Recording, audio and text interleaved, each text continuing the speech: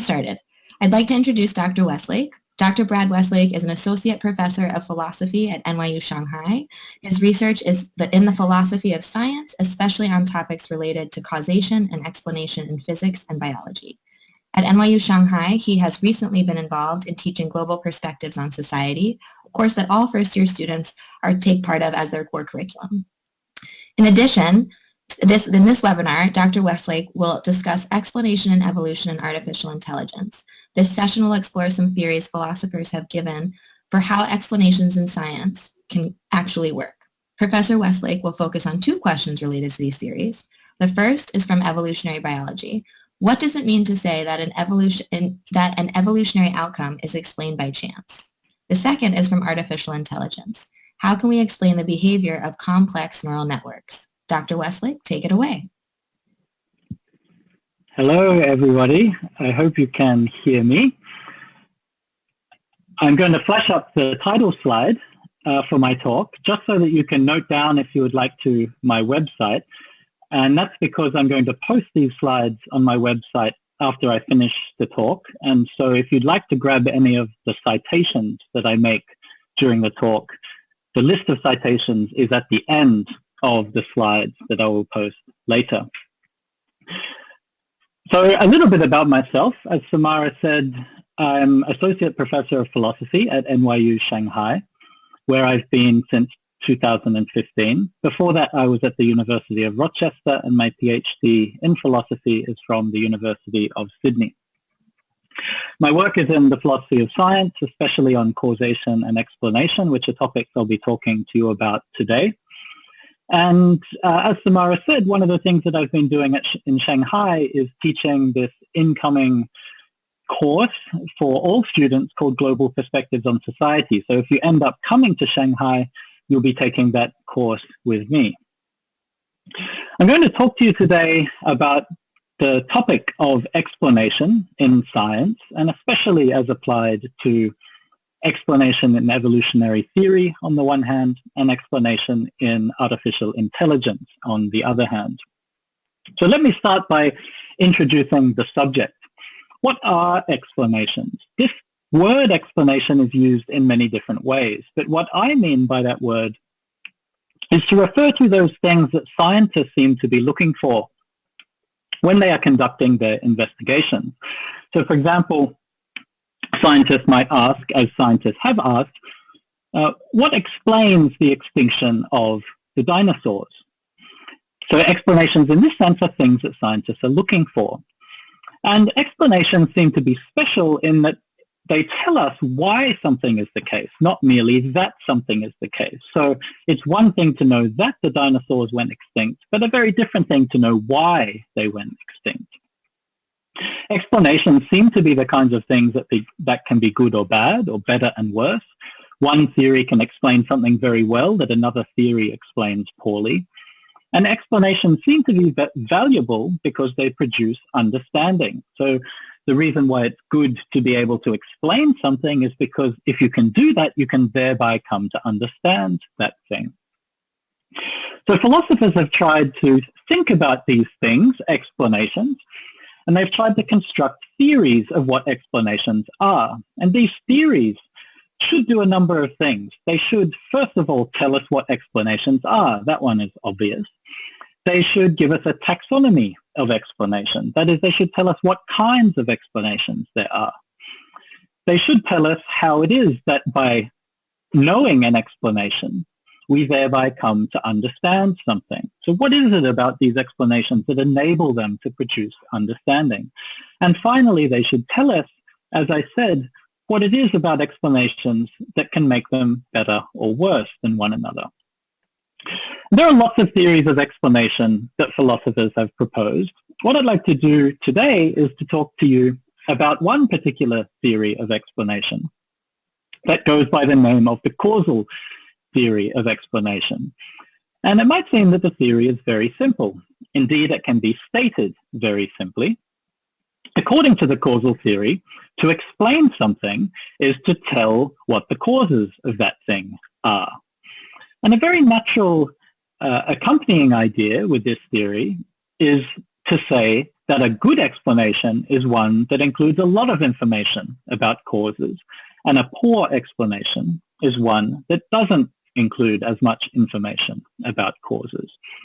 Now, more needs to be said about exactly how this theory works, but what I would like to do is to go through some examples that involve explanation in the sciences, and by doing that, to help raise some questions about whether the causal theory of explanation really gives us everything we want to know about the explanations that we are seeking in the sciences. And the example I'm going to start with is an example from evolutionary biology. So I'm going to turn to that example now. But before I start talking about this topic, I'd like to ask you guys a question, because I'm curious what you've learned about evolutionary theory so far. So there's going to be a poll flash up before your eyes in a moment. The first question I would like to ask you is, who here has heard of evolution by natural selection? That's my first question. I think I will be able to see the answers as they come in. So it's a simple yes or no question. I see already over 80 people have said yes, only 4 people have said no. Okay, this is a very famous theory in the history of science, evolution by natural selection. Let me ask the second question. Who here has heard of evolution by drift? That's the topic I'm about to tell you about. Yes or no? I predict we're going to get slightly fewer yeses on this one. Okay, there we go. 2/3 of you, almost 2/3 of you have not heard of evolution by drift. And actually, I'm impressed that a little over 1/3 of you have. So given that most of you don't know about drift, let me explain it to you very simply. And I want to start with an example of drift to help you latch on to what an explanation in terms of drift involves. So the simplest way to explain the idea is that evolution by drift happens when evolutionary outcomes are produced by chance rather than being produced by some particular evolutionary force, like selection, mutation, so on. So a simple example of this can be seen in the diagrams that I have on your screen right now. So let me explain what this is representing. What we have here is a simulation of a number of populations. So these are imaginary or simulated populations, if you like, but they illustrate the basic concept. There's 6 graphs here, and the graphs involve different numbers of individuals that make up the population. So in the top left-hand corner, you'll see there's 500,000 individuals in the population, scaling back to 50,000, 5,000, 550, and in the bottom right-hand corner, just 5 individuals in the population. And in the population, what you have is alleles, that is types of genes in the population that are evolving purely by chance. So they start out, each of these alleles, at a 50% representation in the population, which you can see by the fact that all of the populations start out at the 50-50 level on the left-hand side. Bit hard to see in the bottom two diagrams, but you can take my word for it. And then as time goes along, whether or not a particular gene is inherited in the subsequent generation, so left to right on these graphs represent the generations, is basically a coin toss, right? So either it is or it isn't passed on to the subsequent generation, and whether it is has a 50% probability. And what these graphs demonstrate is that when the population is very large and the probabilities are 50-50, you will tend to see the 50-50 ratio between these genes remain constant through time. But as the populations get smaller, there's more opportunity for volatility, so that you tend to get a spreading away from the 50-50 ratio among these genes. And in the extreme case, you have a very rapid, what biologists call fixation of one genotype in the population, right?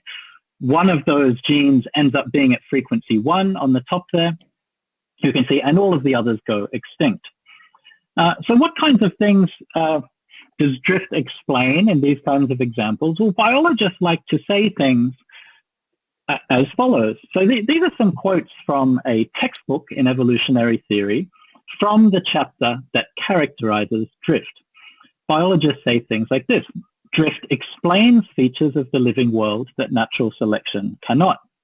Drift causes genetic variation to be lost. So, for example, in that final population, the one gene went to fixation, all of the others went extinct. That's a loss of variation. Third, drift causes populations that are initially identical, as our simulated populations were, to become different. So all of that looks pretty good for the causal theory of explanation. Remember, causal theories of explanation say that to explain something is to identify the causes of that thing. And biologists seem to be saying that drift causes things and that drift explains things. So it looks pretty good for the causal theory of explanation. But there are two reasons to be doubtful that the causal theory of explanation really tells us everything we want to know about how explanations by drift work. So here are two reasons to wonder whether the causal theory of explanation really captures everything that is going on here. One reason for skepticism is to think that drift isn't a cause of evolutionary change in these kinds of examples, but rather what drift involves is characterizing the population in terms of the probabilities that apply to the population, and then deriving the consequences of those probabilities for what will happen in the population through time. But it seems funny to say that drift causes evolutionary change for the same reason it seems funny to say that a 50-50 chance of landing heads caused the outcome of your coin tosses on a particular set of trials. That's one reason for skepticism. A second reason, and really the one that I want to focus on for this presentation, is to note something that's very interesting about these drift explanations. And this is that drift explanations are good precisely because they throw away information about the causes of evolutionary change. That is to say, when we want to explain these simulations, suppose we want to explain why the low population number involved the gene going to fixation very rapidly, whereas the big population maintained genetic frequencies at 50-50. We can explain that by saying, look, it was drift, and when there's probabilities operating on populations, you should expect more variation in small populations than big ones. Now, I didn't tell you when I gave you that explanation anything about the particular breeding events or which particular genes got passed on to which descendants in which population. I neglected to mention all of that information. Instead, I abstracted away from the population and just told you some very general probabilistic facts about that population. And so in a certain sense, it seems like our explanation is good because we ignore lots of causes. And I'd like you to keep that idea in your mind as I turn now to the case of explanation in artificial intelligence. And really what I'm going to talk to you about today is not artificial intelligence generally, but specifically explanation in what are called deep neural networks. So I'd now like to take my next poll, which is to ask who's heard of these things, deep neural networks. Let's see if it's higher or lower than the number of people who've heard about evolution by drift.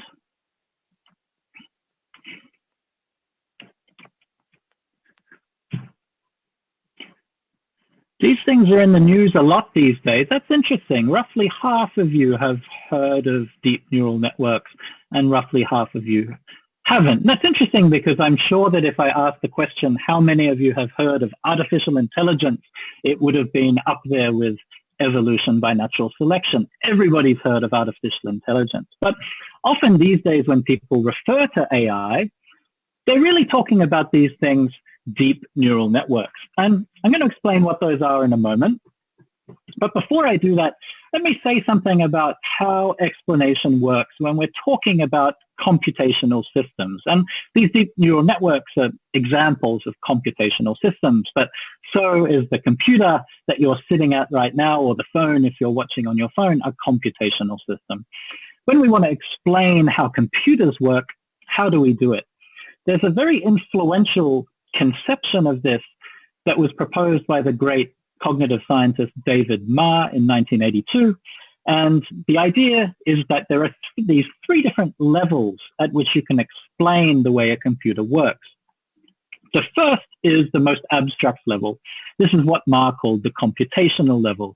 And this is a way of explaining what the mapping is from the input to the computer and the output from the computer.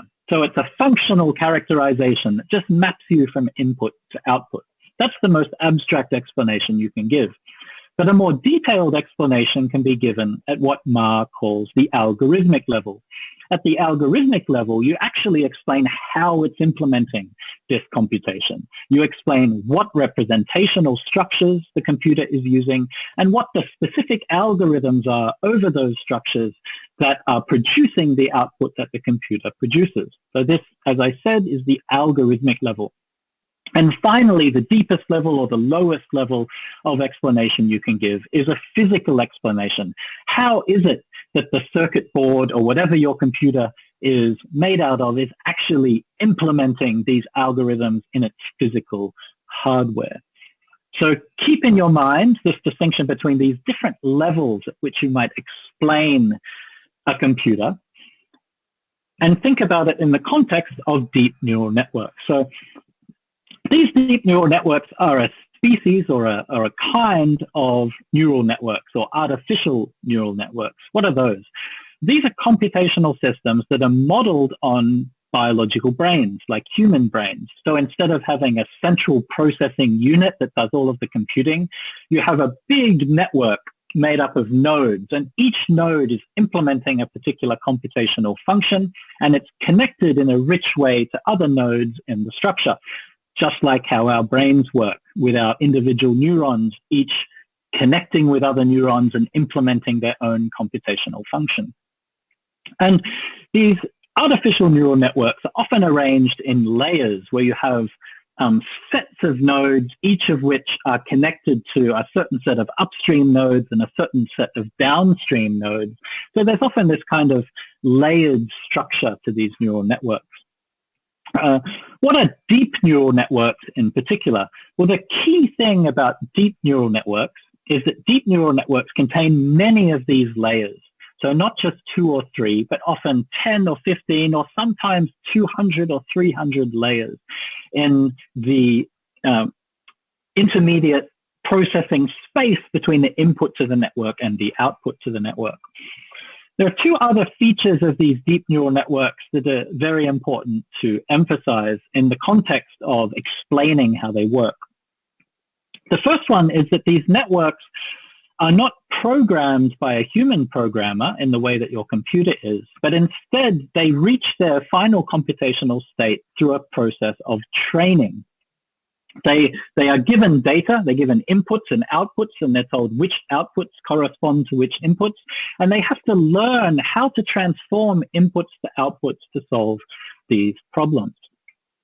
And the second way in which these deep neural networks are different to personal computers is that they learn representations, or they involve representation learning. What that means is that if you remember Ma's levels, where the algorithmic level involves a specification of the representational structures and the algorithms that operate on those structures, with neural networks, those representations in the network are learned rather than being programmed in by human programmers. And that's very important for a reason that I'll explain in a moment. Let me give you an example of one of these things. This is 5 years old now, so it's very far from the state of the art, but still fairly impressive. So this is a system called a neural image caption generator. Very simple task. Simple to describe, not simple to implement. The task is to take photographs, that is digital images as input, and to produce as output English language descriptions that characterize the contents of the image. So for example, the structure of the system is displayed on the top of this slide. We have an image. We have the deep neural network. Actually, in this example, it's a pair of neural networks collaborating with one another. And the desired output is, say for this image, something like a group of people shopping at an outdoor market, or there are many vegetables at the fruit stand. The aim is to produce outputs that correctly characterize the image. Now, this neural network that's described in the paper that I cite at the bottom of the slide here, it does pretty well. It makes some mistakes too. So at the bottom, I'm not sure if you can really read these captions, but it does pretty well on the motorcycle. It says a person riding a motorcycle on a dirt road. That's pretty good. The second image, it says 2 dogs play in the grass. Could have done better. There's a problem with counting in that image. The third one, it says a skateboarder does a trick on a ramp. You probably can't see, but that's a bicycle, not a skateboard. And the fourth one is way off. The fourth one, the network output, a dog is jumping to catch a frisbee. Of course, there is a dog, but it's not jumping and there's no frisbee. So there's mixed success, but overall, these networks can do some very impressive things. Now, why is it interesting to think about explanation when it comes to these networks? Well, you may have heard a critique of these networks, which is that in many cases they are in some sense opaque. And what people mean by opaque is basically that we have no idea how it is that they're able to do as well as they do in these tasks. And people are especially worried about this in contexts where these neural networks are being used to assist humans to make decisions that are very socially significant. So 2 very famous cases are the use of neural networks in parole decisions made by correctional boards when they're trying to decide whether prisoners should be released back to society or held for a longer period. And second of all, the example of, sorry, I have a timer going off here. Cancel that.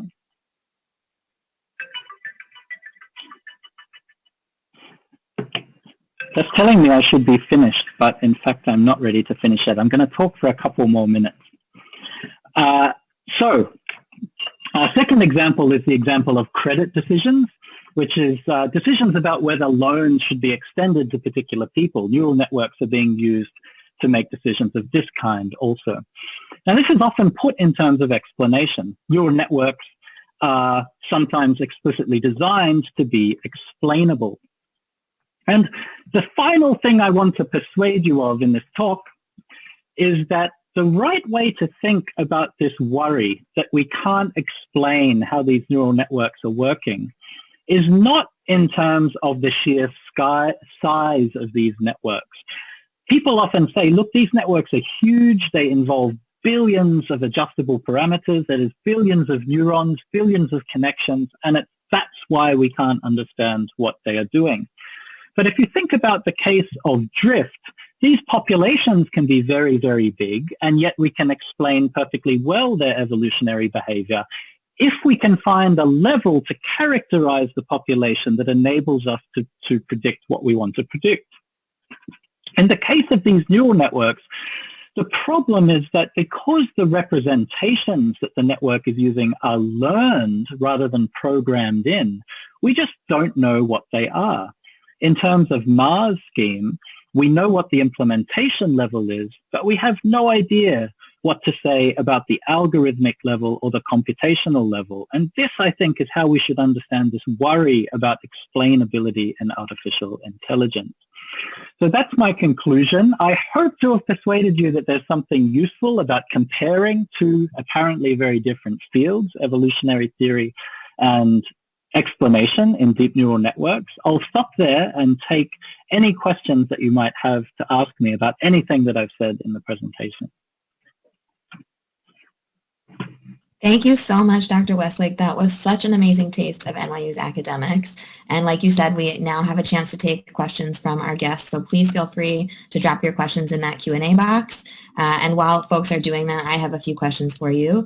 Can you tell us what got you interested in this work originally? What drew you to want to do this research?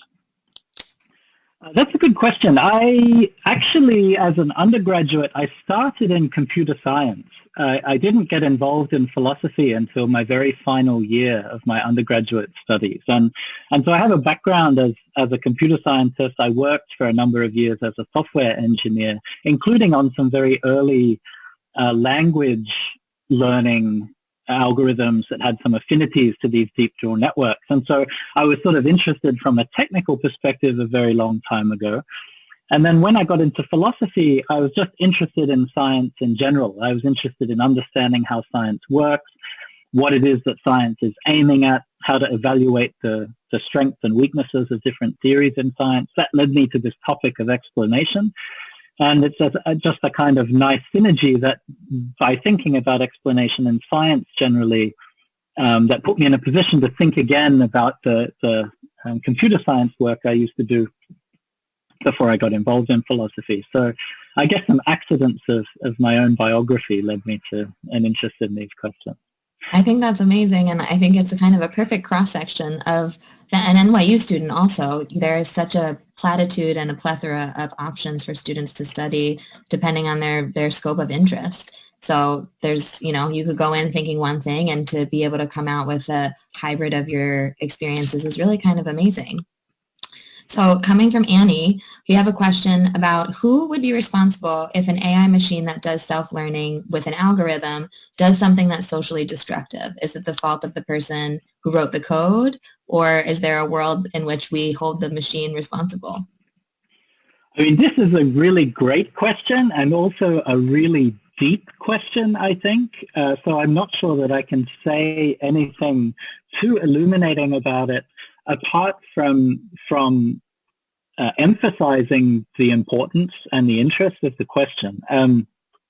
I think that given the current state of development in artificial intelligence, I think that the responsibility lies with the human designers of the systems, because if you think about the conditions under which it seems appropriate to hold agents responsible for things that they do, it seems like having some kind of beliefs and intentions concerning the outcome of the action is necessary. So, if you think about the question, why do we exempt small children from responsibility for what they do? It's often because they have no real conception of their behavior and the results that it will produce, and no capacity to control their behavior in light of that kind of understanding. And I think the same is basically true of deep neural networks in their current state of development. They don't have the kind of sophistication that would make it reasonable for us to start holding them accountable as opposed to the human designers who built them. But there's no reason in principle why that couldn't shift with time. And when it does shift with time, the question will become especially pressing. And so I think it's a good thing to think about right now.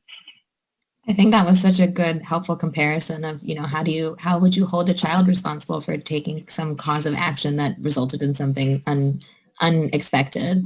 And I imagine our legal system is probably starting to deal with that more and more as our technology increases and improves, which leads us to another great question from one of our attendees. What do you think the future of these deep neural networks looks like besides just identification and categorization? What does that kind of broad spectrum future possibility look like?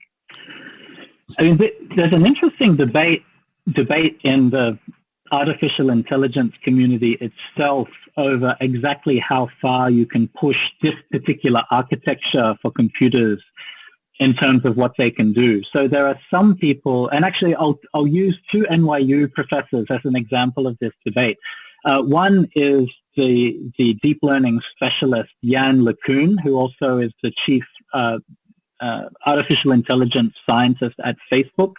He's also a professor at NYU, and he is very, very optimistic that this is the basic architecture for AI in the future, and that if we just develop the scale and sophistication of this architecture, we can basically end up with machines that are, for all intents and purposes, as intelligent as humans and beyond. And on the other side, there are people who argue that there are in principle limitations to these kinds of networks, and that we need to try different approaches if we want to develop human-level intelligence in machines. And the professor I have in mind who's made arguments of that type is Gary Marcus, who's a cognitive scientist, and he argues that just as with the human mind, let me back up a little bit. I mean, these deep neural networks, no structure is built in by hand at the beginning. They learn everything, right? Now, that's not how the human brain works. When the human brain comes into existence at the time of your birth, there's a lot of structure already there. There's a lot that you don't have to learn because it's already put there by evolution, right? Knowledge of very basic things like object permanence and the nature of time and space and these kinds of things. And Marcus says that if we want machines that are going to be as smart as humans, we have to think about ways to put in some of this structure into the networks rather than having the networks learn it. So I think that's an interesting debate and an open question. I don't think it's been scientifically settled yet. That feels like a call to some young researchers out there who are interested Absolutely. in exploring this field a Absolutely. little bit further, which leads perfectly into our next question from Caro. They want to know what kind of experiments or data have you been doing to prove that these topics and theories? Yeah, this is a really good question because it's kind of a question about the methodology of philosophy. So it's pretty clear what the experiments and the data are if you're building one of these networks, right? You're trying to solve a particular task and it's very clear whether the machine you've built succeeds or fails at this task. But what about me? I'm philosophizing about these systems, thinking about the nature of drift and explanations in evolutionary theory, thinking about the way in which explanations work in deep neural networks. The way I think about this is that I think of the philosophy of science as, in a way, like the science of science. So the scientists are trying to understand the world. They're trying to understand biological populations. And I'm, as a philosopher of science, trying to understand the ways in which the scientists are understanding the world. So the scientists often will evaluate explanations against each other. They'll say this one is better than that one, or they'll say this is an explanation and this is not an explanation.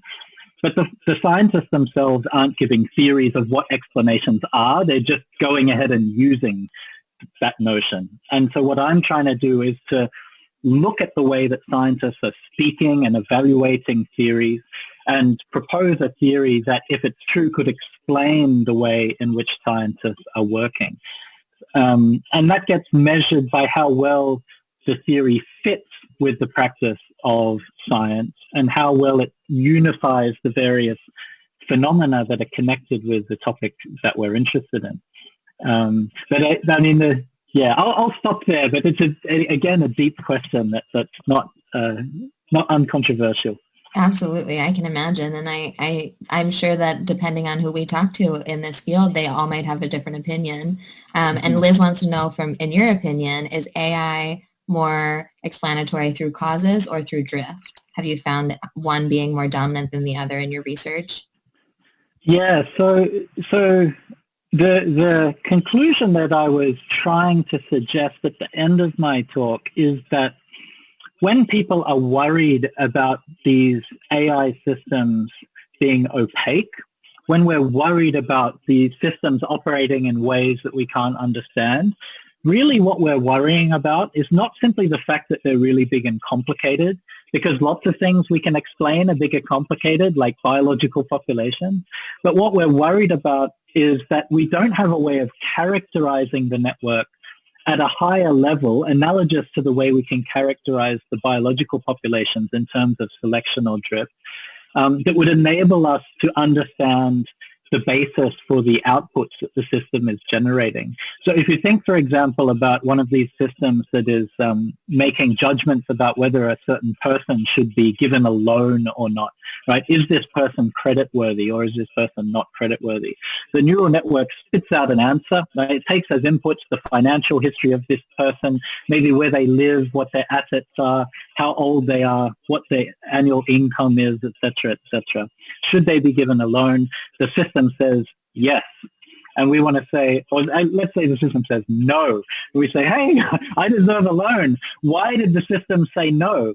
And at that point, we just can't give a characterization of what's going on inside the system that would be acceptable to the person who wants a justification. right? We can tell you that a lot of neurons were connected with each other, and then it was trained on a big data set, and then it learned to map inputs to outputs. But that's not the kind of answer you were looking for, right? You wanted to know which factors were the important ones in its decision and why.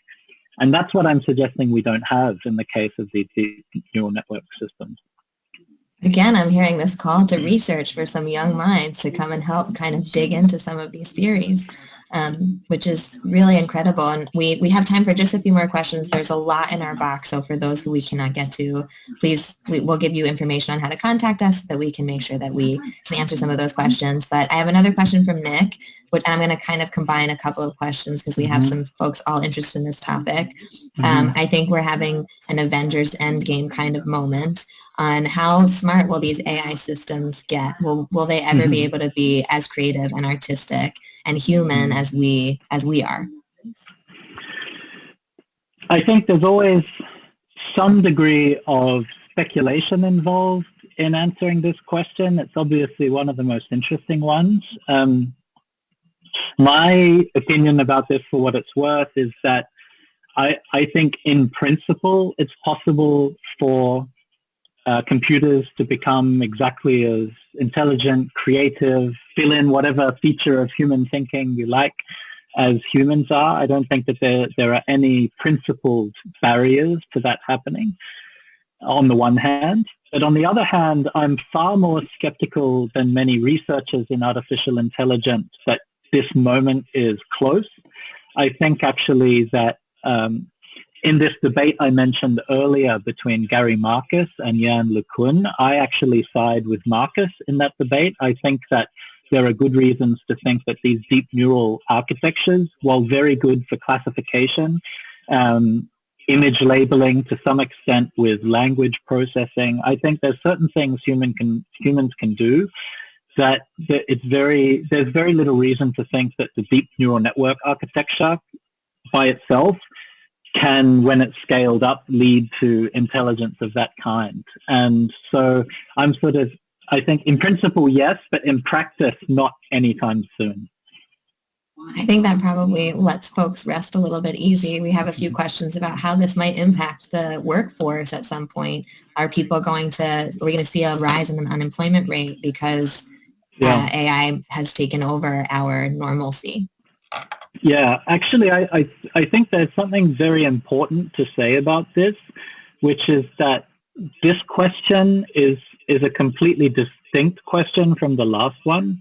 That is to say, these neural networks don't have to become as smart as humans in a general purpose way in order for them to take a lot of work away from humans. So I think we are already seeing in lots and lots of different domains work that used to be done by humans now being done by computers, and that's only going to accelerate and continue in the future. To take the most famous and obvious example, you can think about self-driving cars, which do seem like they are on the horizon. If we're talking sort of within the next 50 years, almost certainly there aren't going to be jobs for human drivers anymore. That's a big chunk of the workforce. And the point here is that for a computer to be able to perform that task, it doesn't have to be conscious, and it doesn't have to be capable of creativity, and it doesn't have to be capable of doing anything that we think of as characteristic of human thinking. It just has to be able to drive a vehicle, right? And because the scope of that task is very narrow, I'm not skeptical at all that we're going to be able to build computers that can take over these kinds of things. So I think the social questions to do with loss of jobs are extremely pressing and only going to become more pressing with time. Thank you so much for that clarification. I think that that's incredibly important and something that we've definitely started to see in our daily routines as we, whether it's self-checkout or, like you said, self-driving cars, things that just have taken place of taxi drivers and supermarket checkout workers. It's just become a whole different environment. So I'm going to ask one final question. It's a little bit of a hybrid between a few of our guests. So primarily coming from Emma, how do you feel that the development of AI is going to affect the world and its economy going forward? And is there something that we as a society should all know? Is there something that we should kind of be aware of and be sharing with our networks? Our personal networks, not our computer networks, to be clear. Yeah, I think, I mean, it's a very, very big question, I think. I think a lot of the changes are already happening. They are already underway. I think that one thing that's happening with this, that's happening, you know, there are a lot of different factors driving this trend, but I think that the automation of work is contributing to increasing inequality in society, economic inequality especially, but other forms of inequality that are correlated with economic inequality as well. And so I think that in a way, this kind of technology is a kind of amplifier of existing social issues. I guess in terms of the part of the question that concerns, you know, is there anything that I would recommend to share with people so that they understand things? You know, I'm not sure that I have one particular thing to recommend. I do think, I suppose, that maybe I can recommend a way of thinking about these problems rather than a specific book or a thing to share, which is that I think that it's very important, and one of the things that coming to a university is, if all goes well, supposed to encourage you to do, is to think in terms of the way different issues are interconnected with one another. So if you come to the university to study computer science, don't only think about the technological dimension of the things that you are studying. And if you come to the university to study political science, don't only think about classical political questions, but try to understand the technological drivers of the ways that economies are changing and the impact that's making on the configuration of our current societies. So I guess my recommendation is for sort of integrative and multidimensional thinking when it comes to attacking these problems. And you know, if you come to NYU, that's what we're going to try to push you into doing. Absolutely. That was the most perfect little bit of advice to kind of close out our session, because that really explains the nature of an NYU student's journey, is to really be able to explore that intersectionality. So I do apologize for those of you whose questions we were not able to get to, but a huge thank you for joining us today, and a huge thank you to Dr. Weslake for this wonderful session. Before we wrap up, I just want to share a few ways where you can continue to stay connected with us throughout the coming months, whether for your application or to get a little bit more information about sessions such as these. So if you have questions about admissions or your application, you can feel free to email us at admissions@nyu.edu. If you're interested specifically in NYU Abu Dhabi, please reach out to us at nyuad.admissions@nyu.edu. And if you're interested specifically in Dr. Westlake's home, NYU Shanghai, please reach out to us at shanghai.admissions@nyu.edu. And until we can meet in person, be sure to check out our other virtual offerings. I'm dropping a link in the chat now, including a Trailblazer session, our final one, which is tomorrow, December 3rd. And you can visit that link for anything that we have going on for the rest of this semester. When we're back hosting visitors on campus, we do hope you come and are able to see us in person. With that, thank you so much for joining us today, and we look forward to welcoming you on campus very soon.